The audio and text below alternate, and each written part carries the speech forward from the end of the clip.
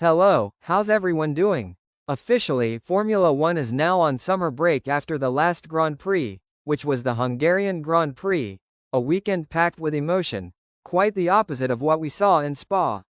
Spa, a track where things are usually a bit dull, gave us little action. But in Hungary, we had drama, we had battles, we had real tension. We had winners, and we had losers. And let me start, as always here on F1 Blogs, with the losers. One in particular stood out to me as the main negative protagonist of the weekend, Lewis Hamilton. Hamilton's statements yesterday, not even today's, which were more of the same but less self-destructive, were some of the harshest I've ever heard from a Formula One driver. It was self-punishment in its cruelest form. And I say cruel because I completely disagree with what Lewis said. Yesterday, in front of British TV and Formula One's own cameras, he said he was a useless driver. Yes, that was the word, useless. He added, it's not the car's fault, Ferrari should replace the driver. That's brutal, absolutely brutal coming from someone with 7 world titles, 105 wins, 104 poles, and over 200 podiums. I think it's 202, if I remember right. And knowing Lewis, he absolutely meant it.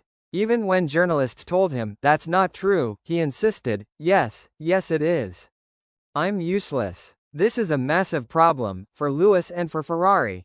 First of all, Lewis needs support, and right now, it doesn't seem like he has it.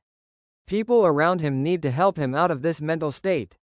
And it won't be easy, because this year's problems aren't that different from last year's.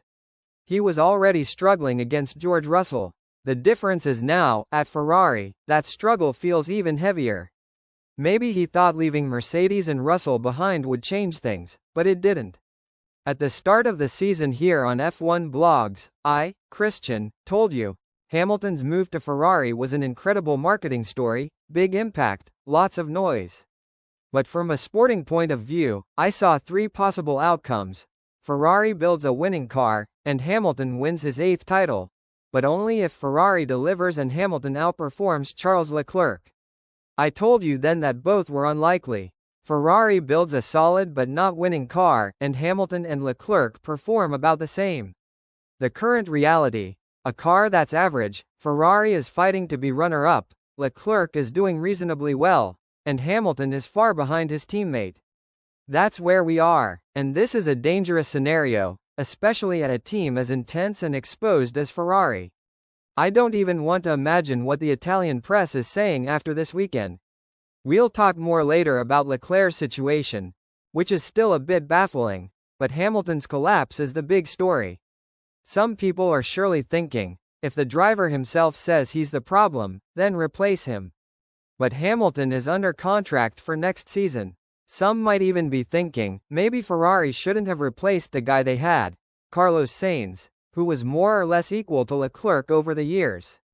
I think Hamilton's only hope is that the current ground effect car regulations, which have been a disaster for him since 2022, come to an end.